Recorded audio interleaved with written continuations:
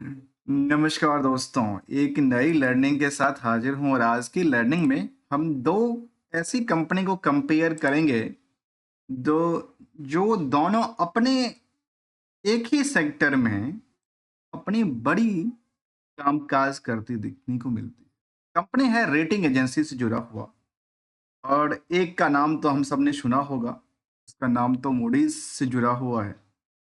उसकी यदि चर्चा करें तो आज की लर्निंग में हम दो कंपनी को कंपेयर जो कर रहे हैं, उसमें पहला कंपनी का जिक्र करूँ तो जिसका नाम है आईसीआरए, जो कि मूडीज की ही एक एफिलिएटेड कंपनी है, जो कि मूडीज एक बड़ी रेटिंग एजेंसी है, बड़ी इंटरनेशनल लेवल पे कामकाज करती है। दूसरी की बात किया जाए तो केयर रेटिंग करके है, जिसका नाम बेसिकली केयर एज रेटिंग है। इन दोनों को आपस में आज हम लोग कंपेयर करने की कोशिश करते हैं, जो आखिर दोनों जो कामकाज करती है वो सेम सेगमेंट में कंपनी कामकाज करती है, सेम सेक्टर से कंपनी कामकाज करती है। तो मार्केट में इन दोनों को लेकर के कैसी कैसी बातें रही है, उसको समझने की कोशिश करें। देखिए, मूडीज के मुताबिक की बात करें तो ये कहती है जो कॉटन एंड जो कि मेन मेड्स यार्ड्स हैं, उसको लेकर कहते हैं डोमेस्टिक डिमांड और sports contribution margin have the show in the gradual recovery की बात कहती है, जो कि रिकवरी के मोड में है। जो इनका एक्सपेक्टेशन है, जो शायद इस सेगमेंट में काफ़ी ज़्यादा कामकाज हो सकती है, इनका डिमांड्स लगातार बढ़ सकती है। इनके बेसिस की बात करें तो इनकी अलग अलग रेटिंग्स जो हो इसके अलावा कहते हैं कि फार्मास्यूटिकल्स इंडस्ट्रीज को लेकर कहते हैं कि जो इंडियन कंपनी है उसमें हॉस्पिटल डिस्पाइट की बात कहते हैं, हॉस्पिटल इंडस्ट्री से जुड़ी हुई की बात कहती है।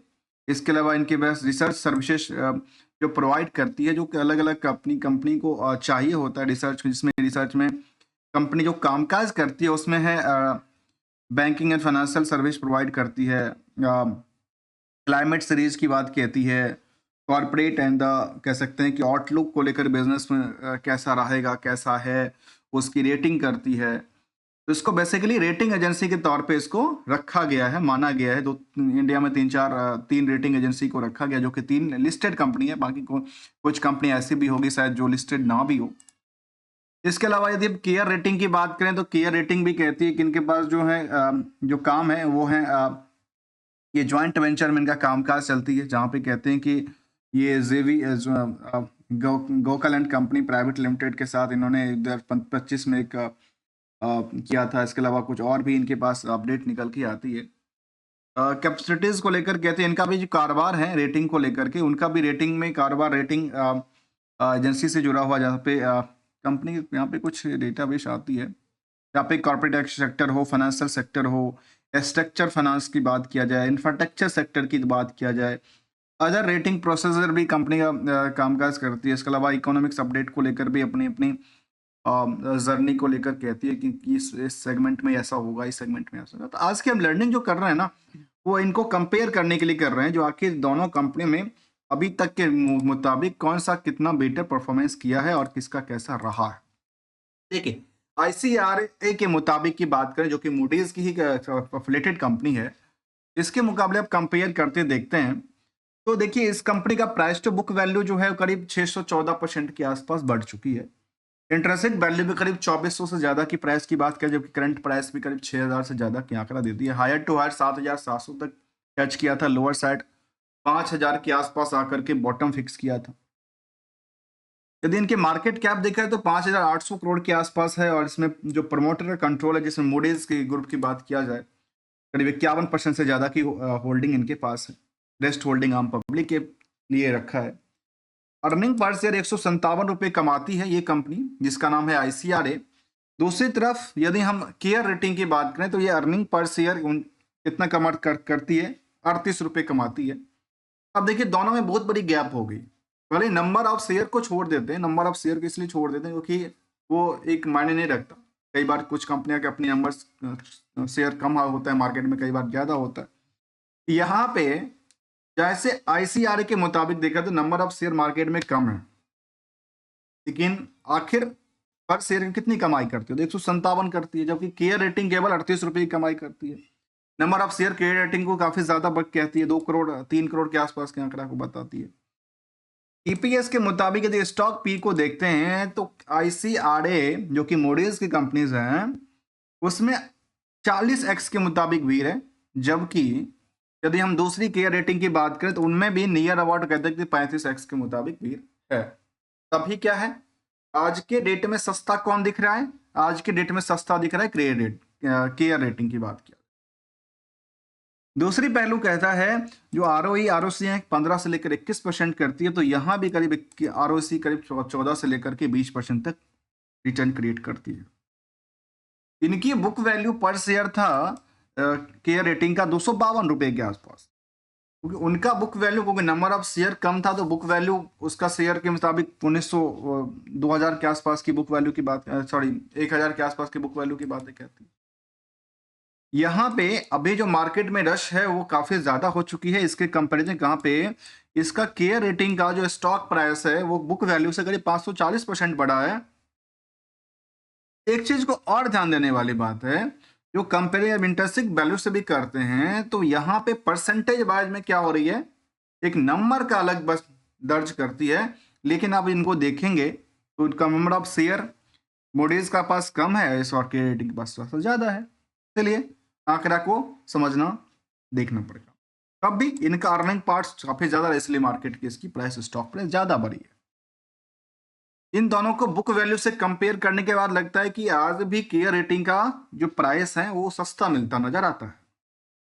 इसमें प्रमोटर का कोई कंट्रोल नहीं है, इसमें जो भी है सब पब्लिक के कंट्रोल की बात करें, जो इंडियन जो कि सदैफाई हैं डीआई, उनकी कंट्रोल की बात किया जाए, डेट टू इक्विटी 0.03 का आंकड़ा देती है, तो ये भी नियर अबाउट 0.02 का आंकड़ा देती है। करंट रेशियो की नंबर भी कहती है, जबकि इनका पास जो बुक मेथड है अपनी प्रॉफिटेबिलिटीज को लेकर के केयर रेटिंग को, वो 53% के आसपास आंकड़ा साझा करती है from the net income part से, जबकि ये भी 27% की सेविंग करती है।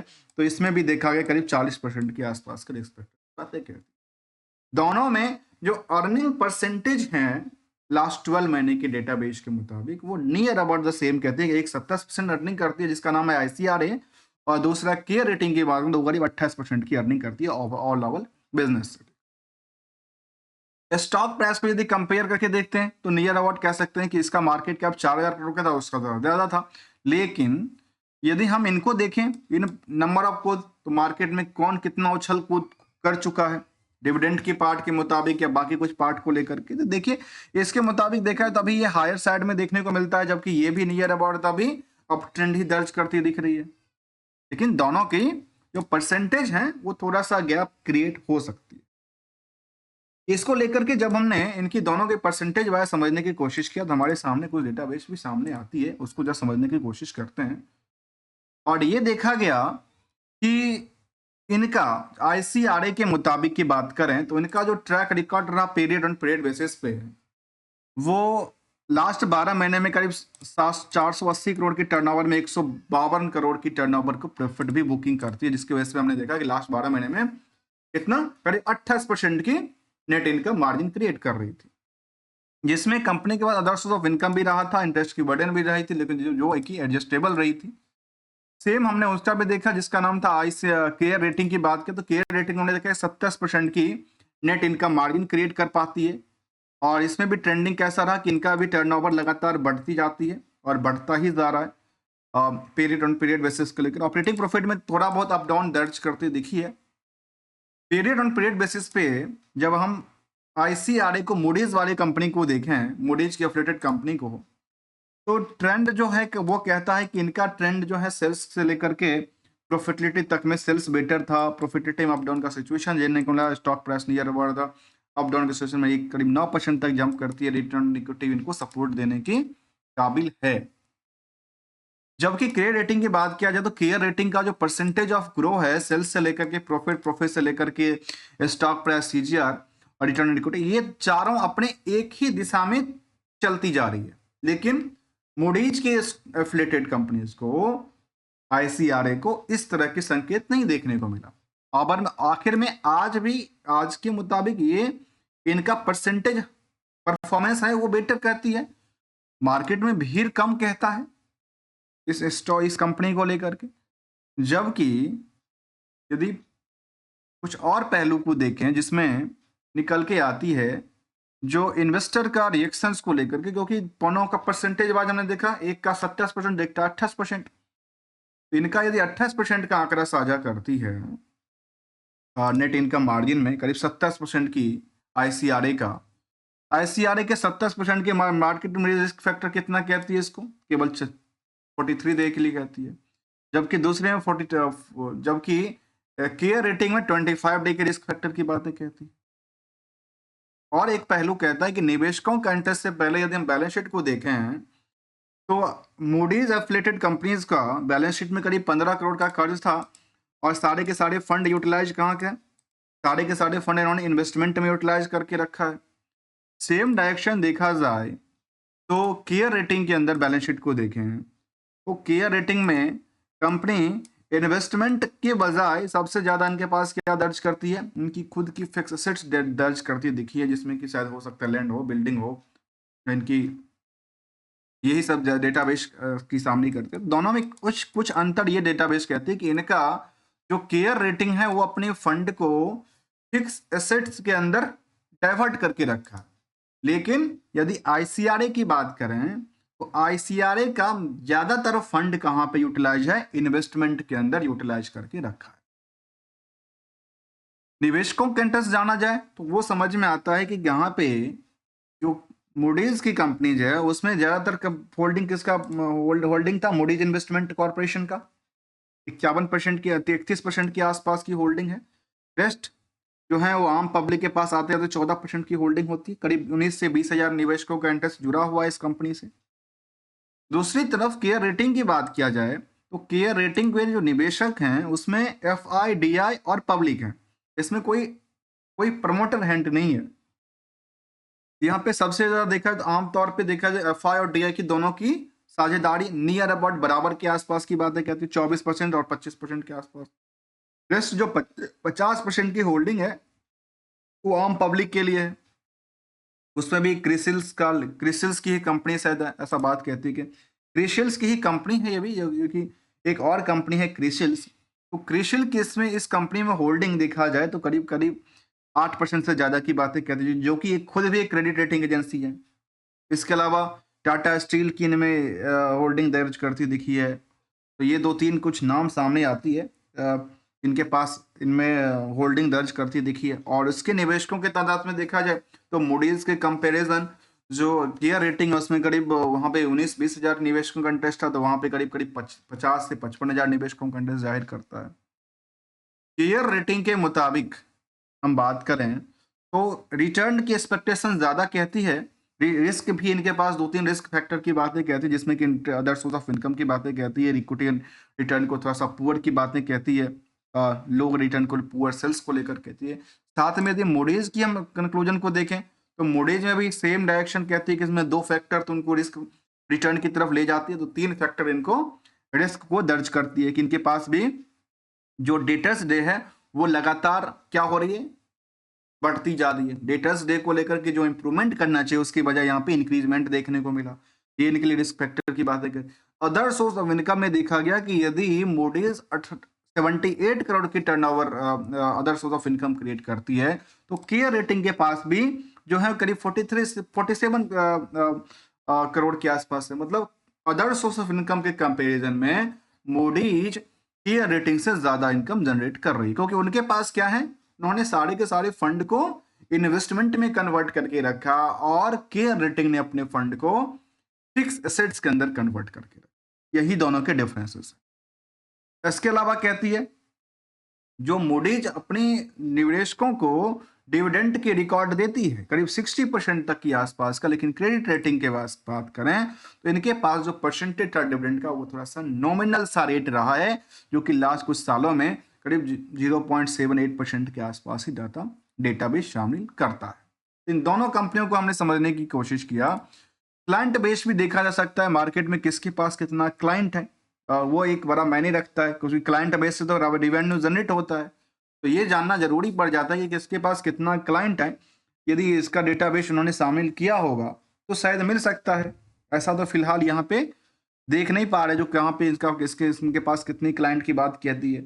इनके पास रेटिंग को लेकर कहती है कि इनके रेटिंग स्किल्स हैं, और क्रेडिट रेटिंग को लेकर के प्रेजेंटेशन रेटिंग को लेकर के रिसर्च रिपोर्ट्स भी साझा करती है, और इनकी बात करें तो इसके अलावा कंपनी में वो इसकी बात नहीं करेंगे, बस एक्चुअली में कितना यदि हम निवेशकों के इंटरेस्ट भी देखें क्रेडिट तो इन्वेस्टर रिलेशन के अंदर देखा जाए तो क्या इनके पास उन पार्टों को रखा गया है डिटेल ऑफ बिजनेस को ले, यहाँ पे अपनी बिजनेस को लेकर एनालिस्ट प्रेजेंटेशन को लेकर कहती है इनके पास एक्चुअली कितने क्लाइंट हैं इसको लेकर के दोनों के दोनों वेबसाइट्स पे किसी के पास भी डेटाबेस साझा नहीं देखने को मिलता है। डिस्क्लोजर की बात की थी, फाइनेंशियल परफॉर्मेंस की बात करते, शेयर होल्डिंग पर एनुअल रिपोर्ट उन्होंने दिया था, उसमें शायद हो सकता है, उसमें डिटेल में हम नहीं जाएंगे।